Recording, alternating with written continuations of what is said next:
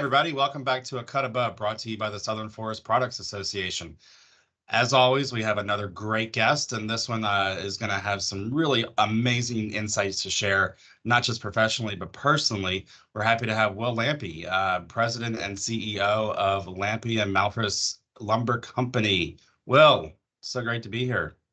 Hey, thank you, Christian. Glad to be here. And I should also mention that Will not only is a current board member, but a past board chair.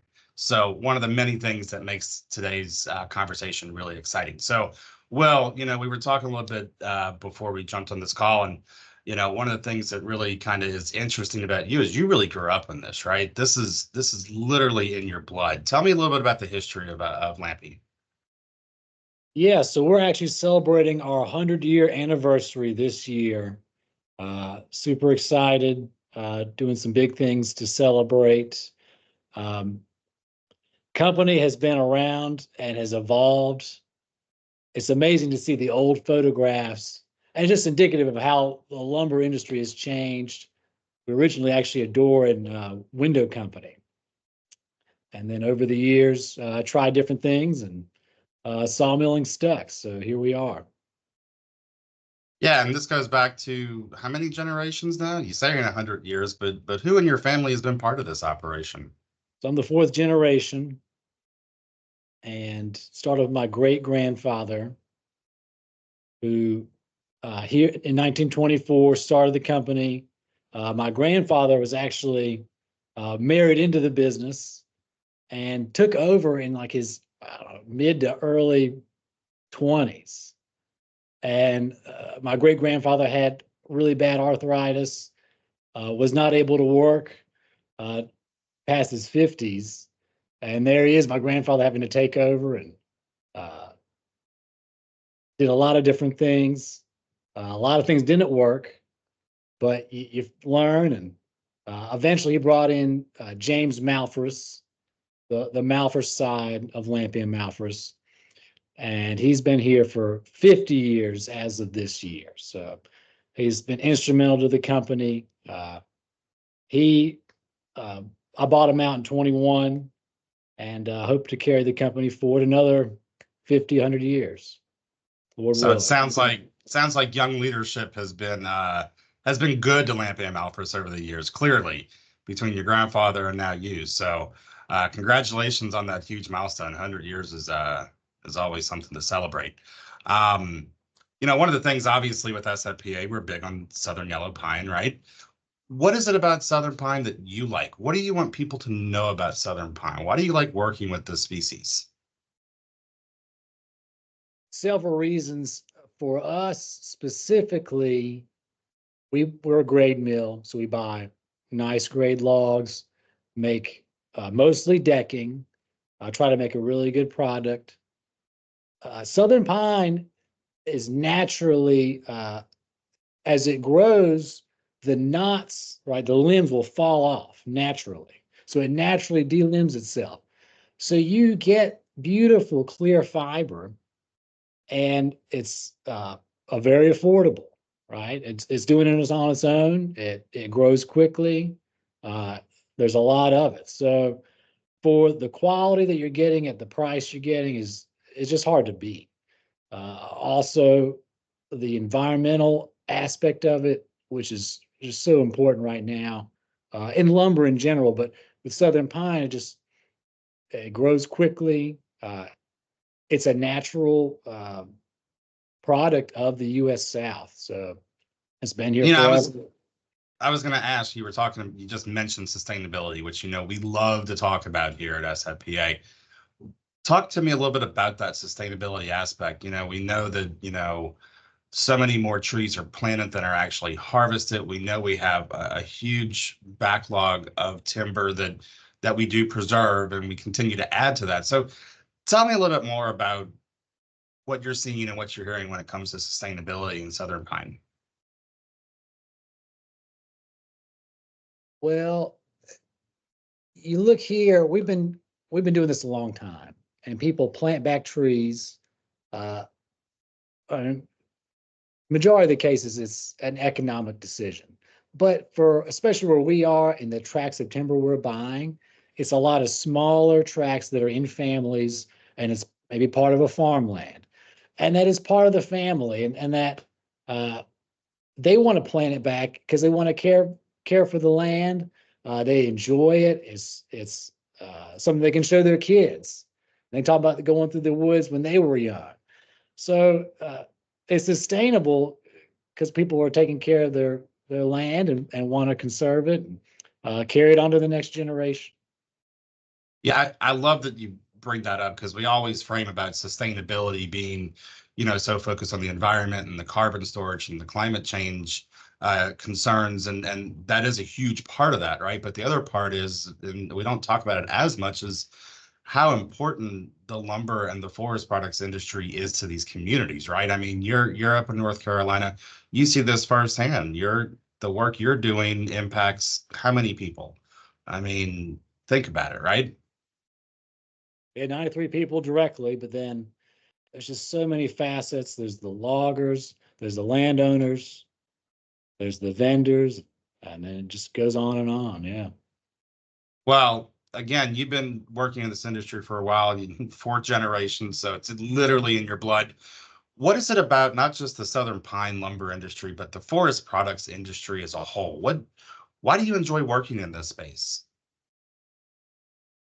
Well, it's really all I've known. So I don't have a whole lot to compare it to, but I've found that it's been uh, exciting, challenging, that it's complicated, and that it every day is different, and that every season's different, and there's never a dull moment, and it's something that you think you've understood, and then you learn something else the next day and realize, oh, well, that wasn't right, and then you go back and you just keep adding on to your knowledge and understanding of something, and I could see, and then the technology changes so quickly, and Yeah, to me it seems like I can go my whole career and still feel like there's a lot to learn.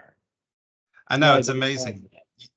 You think you have this centuries old industry, right? And there's only so many ways you can cut wood. And it's just not that simple, right? no, and it just within the last 20 years, it's amazing the amount of technology that has come into mills and how it's changed things. And like talking about those old photographs, just what we were doing back 100 years ago. And you think, well, what are we going to do 100 years from now? And I don't got a clue, but it's going to be a lot different, I'll tell you. I'm gonna come back to that question, but before we get there, I am curious. You have a lot of great insight because you're running a sawmill. But what are you hearing from your customers? I'm not looking for big trade secrets or anything, but what are your customers looking for? What are you hearing them say about Southern pine lumber right now?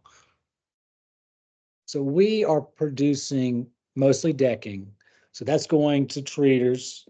It's an appearance grade product. For us, it's important that we are looking at the quality, and that's what our customers are saying. The quality is important. There's a customer base that's important enough to that they're looking for that, and they'll pay a little more for it. Um, we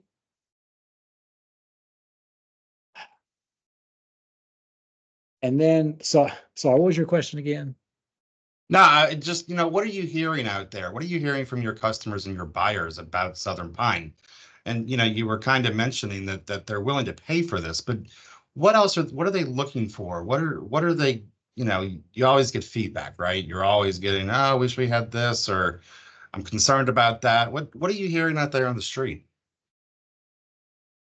So I have heard with at least within decking, composites are gaining more and more market share, and but that because of that and how they look and the perceived quality difference, it has made customers more aware of how Southern pine decking looks. And obviously, there's differences in maintenance, in feel, and environmental friendliness. but they want something that is going to look a higher quality. So I think the quality aspect for us is actually even more important than it used to be. Yeah. And you're just hitting on all the check marks there: sustainability, quality, affordability. I don't need to go on. Anybody who's watching probably knows Southern Pine is where it's at. So I said I was going to come back to this question, and it's kind of a two-part question, which is, what are we're getting close to the end of 24. What are you looking forward to, or what are you hoping to see as we close out the year and kind of turn the page into 25? For Lampe and Malphrus, we are doing a big 100-year celebration. And this is it. We're not going to do it, or I'm not going to be here when we do it again. Maybe we got another one, well, 200 a year, but we spent a lot of time and a lot of effort on planning a nice evening, and looking forward to that, and just getting a moment where we can celebrate and bring everyone together. Yeah. And look, 100 years is huge, right? Again, like I said before, you only celebrate that once. At an industry like ours, it's a huge milestone. But what do you see for the industry? What are you looking at in the coming months? What do you think we're going to be seeing? I don't know. I think people are going into after COVID, it's kind of a more normal mode, and we're getting back into, okay, this is reality, and maybe people will feel a little more. It's amazing how you're so affected by what happens in the last 6 months, right? Yeah. And that you'll get a little more time frame, a little more perspective on, okay, well, COVID's over. This is kind of we're going back to normal, and things will settle out a little bit. Yeah, well, kind of building on that question, and you were talking about how just in the past 20 years with all this technology and improvements in process efficiency and all those buzzwords, looking to the future, where do you see the industry in 10 years? What do you think that's going to look like? It's so hard to tell. You think people, I mean, 20, 30 years ago, if you told them this is what a sawmill is going to be like, I think most people would have said, there's no way. And maybe there's a few people, they're real smart ones, but I'm not one of them. So, all I got is what everyone else knows, AI and more automation. I do think I like looking at a lot of data from a more business level, right? Not necessarily a machine level. I think both at the machine level and the business level, you're going to see more AI being used in decision making, maybe just helping assist us, right, with decisions, trying to piece out patterns. But what that exactly looks like, I really don't know. Yeah, it's funny you say that. AI is just such the hot topic right now, right? And it's finally here. We've been talking about it for a while, and we're seeing it not only in our everyday personal lives, but our everyday business world too.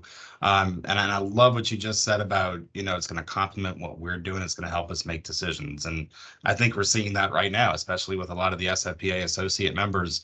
The AI technology that they're bringing to our sawmills in the Southeast is it's just mind blowing. I know you work with it every day, so you see it hands on.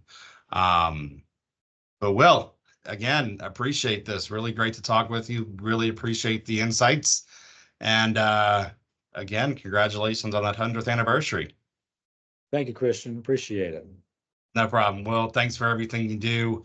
And we'll catch you next time on A Cut Above. Sounds great. Have a good one.